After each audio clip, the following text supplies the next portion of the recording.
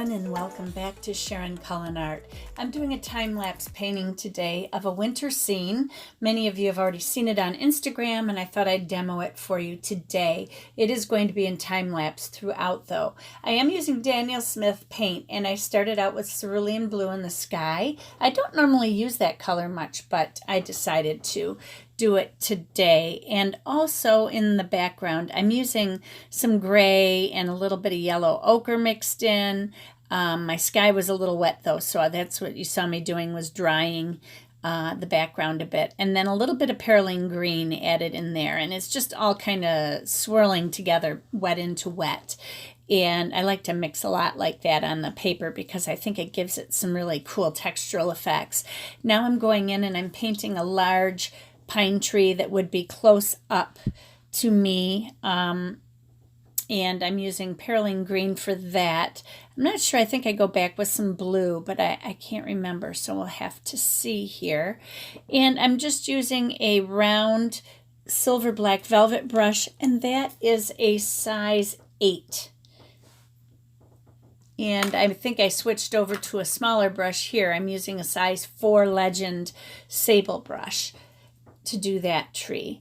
It's a little bit smaller and a little bit thinner, and I'm going in and I'm painting in some homes that are in the background, or actually a home with a garage, I believe, or some sort of a building. I couldn't really tell in the photo, because it was so small.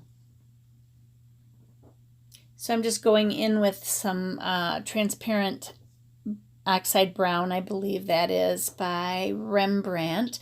And I'm putting in a few trees, pine trees, by the home also. And I'll go back and I will color in the windows with a little bit of gray and some cerulean blue.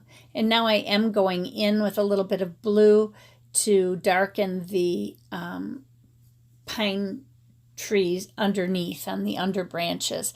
And I'm adding a driveway in using that same bluish mixture with some gray.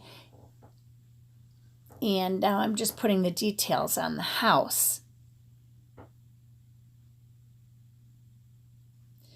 I didn't want it to smear, so I went ahead and dried that.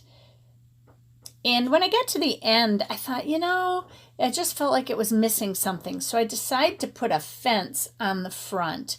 You'll see that coming up. But right now I'm going to put the snow in on the branches.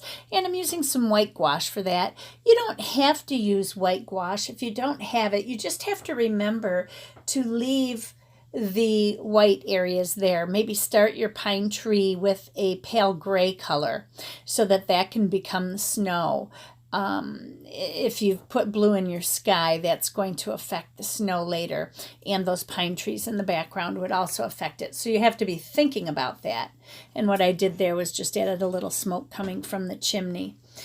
And I'm just drawing in real quickly a fence. This was not in the photo, so I just decided to put it in. But when I get to the end here, I felt like the fence was a little bit too close to the edge of those tracks.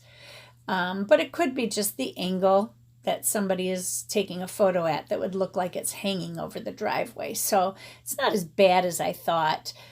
People seemed to like it and didn't really notice that. So I just left it as is.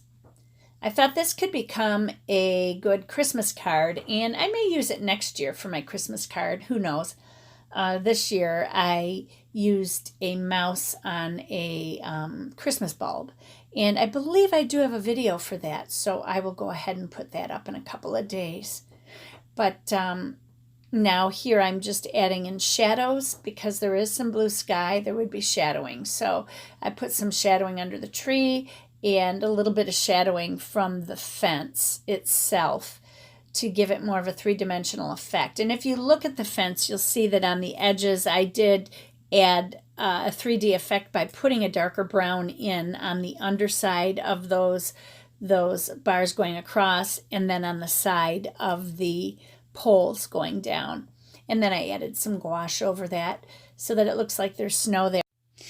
And then here I'm just adding a couple of birds. I thought I'd put a couple bluebirds in sitting on the fence.